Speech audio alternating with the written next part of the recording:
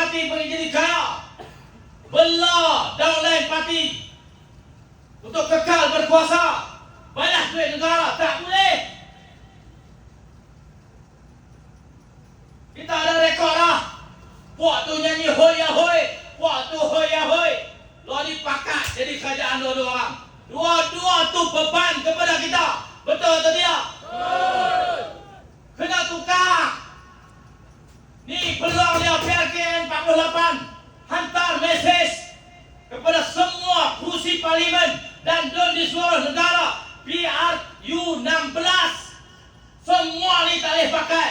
Betul atau tidak?